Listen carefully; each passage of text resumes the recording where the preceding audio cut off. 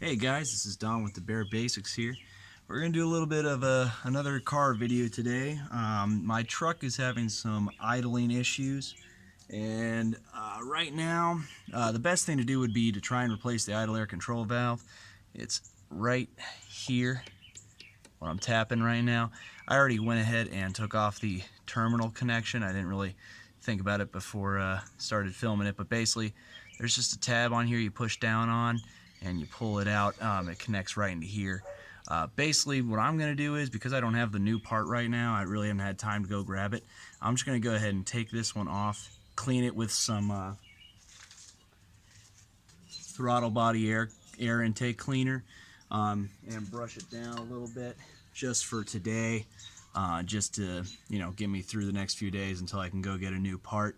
Part for this would only cost like 40-50 bucks, sometimes 60, I guess. This is a pretty simple fix on the Dodge Dakota here. There is one bolt. It's a T25, and it's right below the idle air control valve. Now normally they do have a special bit for this for a socket wrench, but I'm going a little broke boy here by just taking a T25 and taping it to my socket wrench so it doesn't fall out, with a 1/4 inch bit in here. So we're going to go ahead and start taking that off, and I'll kind of show you what it is here in a minute. Alright guys, so the reason I got you on the tripod here is I'm going to need 2 hands for this, so I can really get in here and get done. It's a pretty tight little space here. Now I'm not taking the whole throttle body apart, because since I don't have the new idle air control valve, I really don't think it's worth it. So I just want to take the idle air control valve off, clean that up a little bit with the throttle body cleaner. I did this with my Ford Ranger I had before this car, and it worked out pretty well for me for just a few days' time.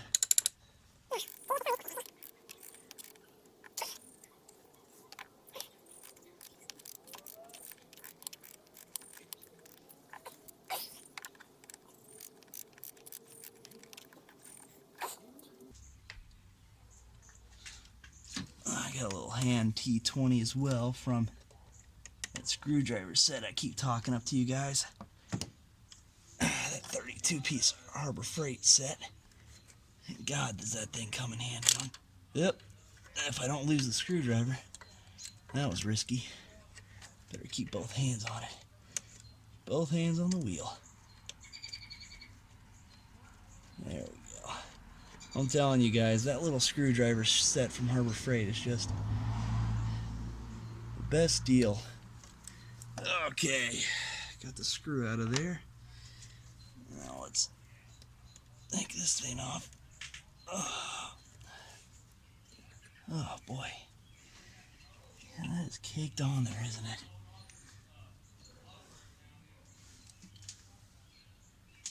Oh, come on, baby. Okay, just gonna have to. There we go. I feel it coming. Oh, God.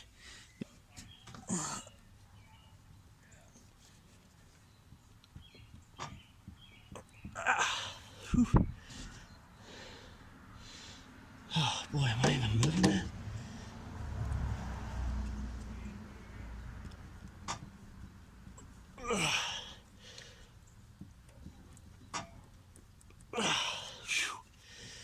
Jesus.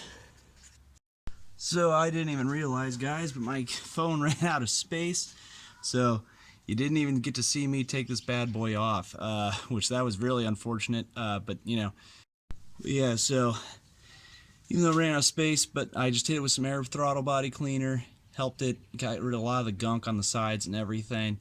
A lot of times you can take like an old toothbrush to this too and just brush it real good with the bristles of the toothbrush, help clean it off. But like I said, I'm just doing this as a bit of a temporary fix until I can go take this to the, to go get the new idle air control valve from AutoZone.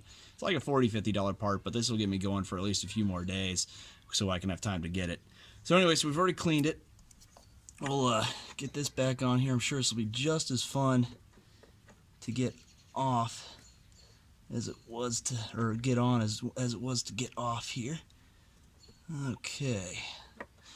So this will be a fun old time. Probably just need to crank the screw on there and just go from there, probably. Making sure there's nothing I can do to just kind of get it in. Alright, yep.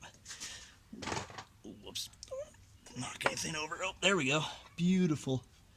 Beautiful. So we'll line up the screw now and pray to God we don't drop it. Oh, jeez. Yeah, it's like the scariest thing in the world, having a screw on an engine. Fall into an engine. I've had it happen to me before, and thank God I had that telescopic magnet that I've showed you guys before. That saved my butt. Alright. Coolio. So that's kind of in there now. And also, you know, if you did have the new part with you, it's the same exact process. You know, just how I'm doing this now. The old one, you would do with the new one as well. Nothing crazy different or anything like that.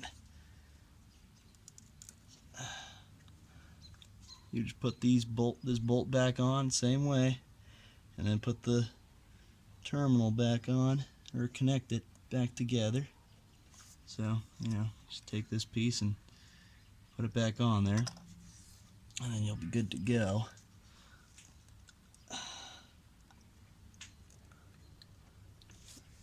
Looking for that darn handheld screwdriver. It's in my pocket the whole freaking time. Starting to freak out there. Like I said, this thing's worth its weight in gold. Well, it doesn't weigh that much, I guess.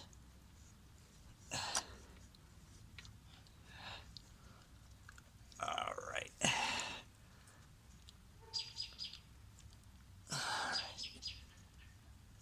Alright, so about as tight as I can get with that.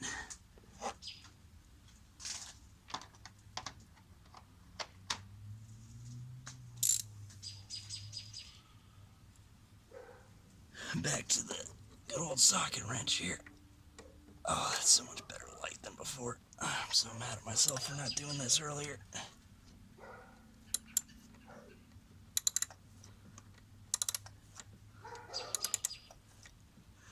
Would love to have one of those electric ratchets right now.